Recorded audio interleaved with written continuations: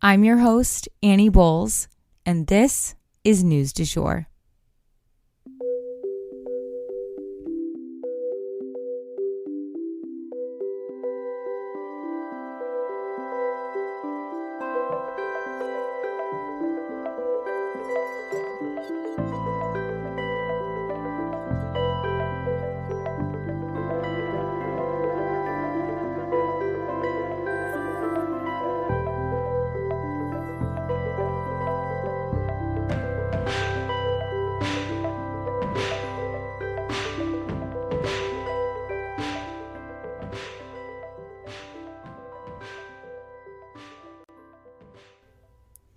Hey, you guys, and happy Friday. Welcome back to the News du Jour.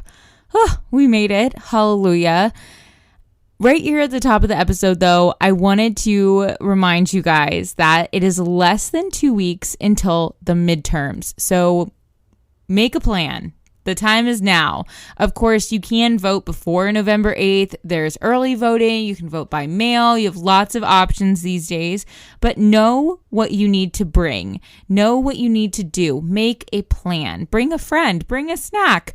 Just get your ducks in a row. Because I feel like at the end of the day, there are a lot of factors that go into voting, and it's always easier than you think it is, but it's better to just have that sort of game plan going in. So, when you're going to do it, how you're going to get there, what time of day, blah, blah, blah. Make a plan, go and vote. So for our first story today, we are discussing things further heating up between the U.S. and China. So the Department of Justice has brought charges now against Chinese nationals who are accused of attempting to influence the American justice system. And here is where I want to cue Mariah Carey. Why are you so obsessed with me? It seems like, Russia's jumping in to meddle in our politics, and now China is jumping in to try and meddle in our justice system. It's like, can you just leave us alone, maybe? It's like a global keeping up with the Joneses kind of thing. Anywho, the Justice Department unsealed documents on Monday that charge 13 Chinese operatives, some of whom we literally caught with double agents. So kind of a cool story here, you guys. But these 13 operatives were essentially running 3 different influence campaigns, and those were in, different capacities. So I wanted to walk through the 3 different campaigns that were kind of underway that we caught, some of which with double agents. So the first one is an effort to keep basically the Chinese-based company Huawei out of trouble with the legal system here in the US. So they were getting in trouble, and these operatives were trying to steal documents about that case from the US Attorney's Office in Brooklyn. So that's the first thing they were trying to do. The second situation was called Operation Fox Hunt, and it was basically where the Chinese government was trying to find citizens who had spoken out against them and had left China, and then trying to force them to come back and face the music and probably face legal charges, etc. These people actually formally immigrated into the U.S. and are U.S. citizens. So they would be approached by these Chinese representatives trying to convince them that they had to come back to China or they would face relentless harassment. And lastly, the third campaign was one to recruit Americans who were working in the U.S. government to work on behalf of China as a spy. They approached law enforcement officials, homeland security officials, and even some college professors to help the Chinese agenda here in the U.S. The Department of Justice will now attempt to prosecute these individuals who carried out these plots. But first, they will have to find them. So we'll definitely keep you guys posted if they find them and if these people are going to have to, face the music. We'll keep you posted. So for our next story, I wanted to issue a content warning here at the top that this story does involve ongoing slavery. So I'm going to begin a series here on News du Jour called Modern Slavery, where we will talk through instances of modern slavery as we come across them and uncover them. Slavery still exists around the world, and we are dedicated to putting a spotlight on it and raising awareness so that we can help to eradicate it. Today, we're going to discuss the ongoing slavery in the South China Sea. Forced labor is thriving in the Thai fishing fleet, which goes out into the South China Sea. But the laborers themselves are not actually Thai, but they are typically from Cambodia, Laos, or Myanmar, and are brought and taken to work on Thai fishing boats. As we discussed last week, though, and this is a major, influence in this story, is that the oceans are totally overfished right now. And this has a lot of factors to it, but the warming of the oceans, as we know, is killing off whole species of marine life, and the ecosystem as a whole is just completely thrown off. So the fishing boats are having to go further and further out to sea to even find fish, and the industry is suffering overall. And that means that abuse on these ships is really escalating. The work is brutal on its own, though, to begin with. According to the Outlaw Ocean Project, they witnessed about 40 boys and men barefoot on a ship being worked all day and well into the night, rain or shine, in over 100-degree heat, doesn't matter. Water is rationed. Food is rationed. The men have tons of injuries, from missing fingers to all-out infections in wounds from their hands being wet constantly. Plus, on many boats, the deckhands are beaten, even for little things like placing a fish into the wrong bucket. There's no oversight for the treatment of these human beings. I mean, imagine being stuck 24 hours a day with your toxic boss in the middle of the ocean. Only they're also allowed to beat you. What's worse, many of these men are killed if they try to escape, just like during slavery here in the United States. There is a common misunderstanding that slavery is dead and gone, but unfortunately, that's just far from the truth. So we will continue talking about it and educating on it until that is the truth.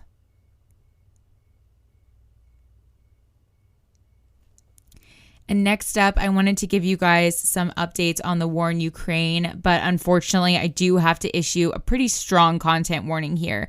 So this story involves torture and abduction of children. And for the parts about the torture, like if you have young ears listening, I really would advise not to listen to this with children. That's just my 2 cents. And here we go. So first up, Ukrainian children are currently being transported by the busload to Russia and to Russia-controlled areas of Ukraine. And the end goal of what is happening to these kids is kind of unknown at this time. All we know is these are typically kids who are either orphaned or have lost and become separated from their parents for one reason or another. It's a war zone, so there's a lot of craziness going on, and as Russian soldiers and troops are finding these children, they take them and they transport them again back to Russia. So this is likely a serious war crime that's going on, and definitely something we're going to want to keep an eye on. But more than that, atrocities and war crimes are really continuing all over the country of Ukraine. The New York Times reported on a 65-year-old wife of a Ukrainian army officer being tortured for information about her husband with electric shocks, beatings, and being threatened with rape repeatedly. She even went unconscious at one point and said that she was sure they would kill her and described it as pure terror. Meanwhile, she could hear young women being raped and men being tortured in cells nearby. The men who came to get her also wore masks on their face, presumably because they knew they were committing war crimes. She also said that they were strangely vengeful. And what I mean by that is they took an axe to a picture of her husband. They ransacked her home.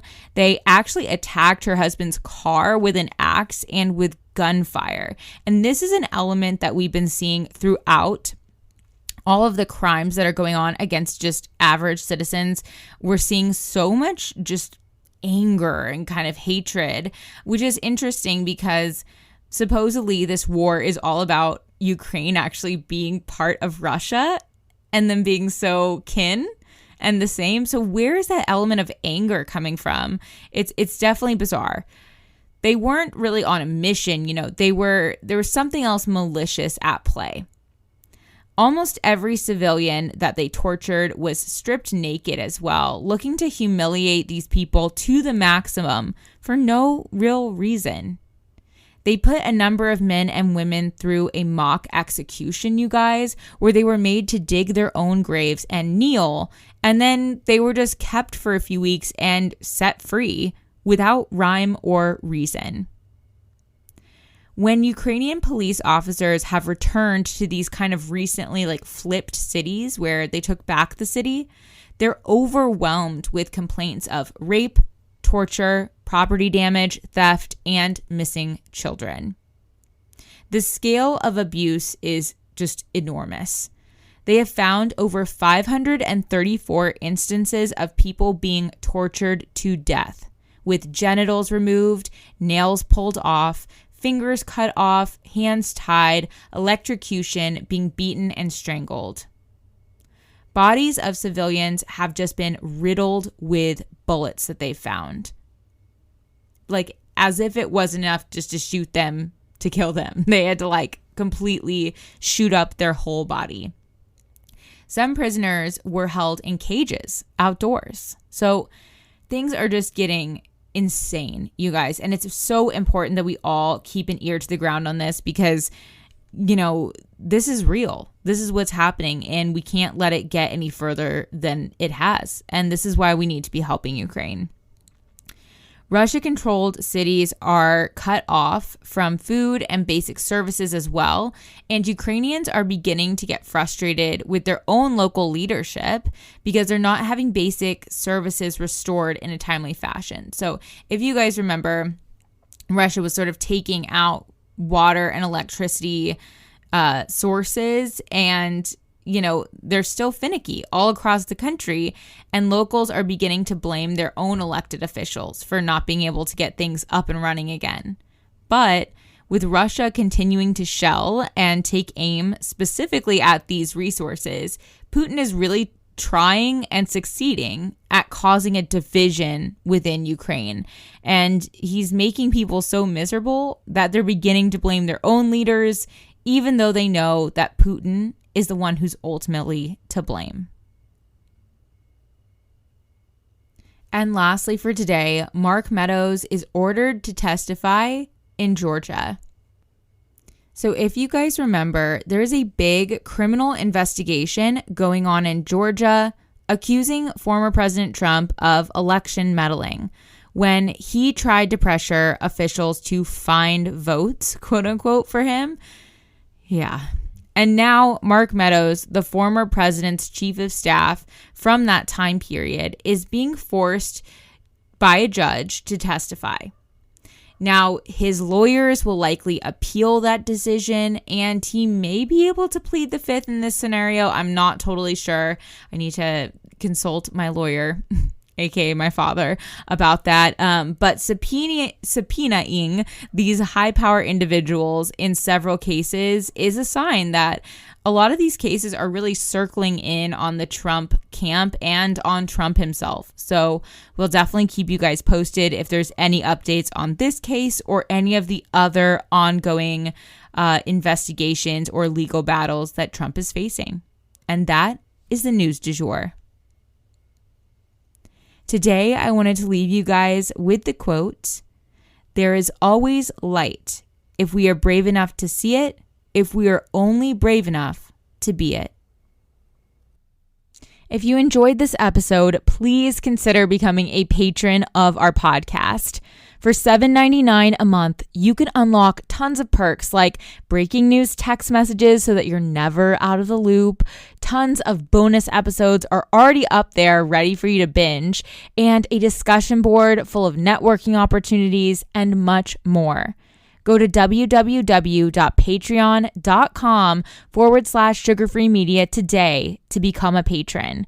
This is the best way to support our show. Our patrons make News du Jour possible.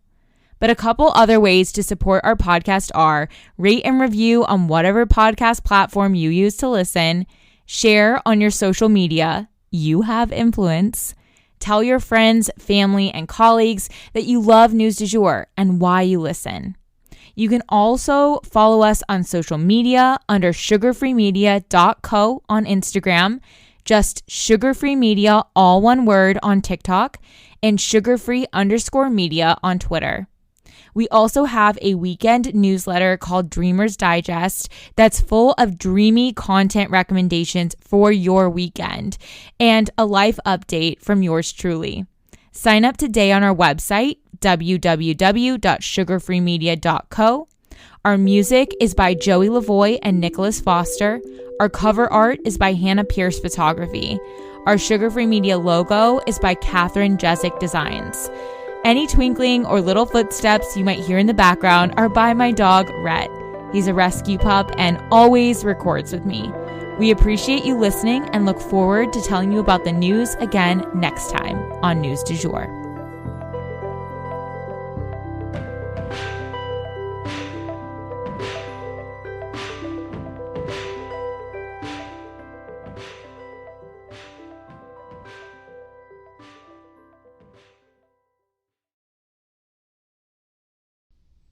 Broadcasting from Oklahoma.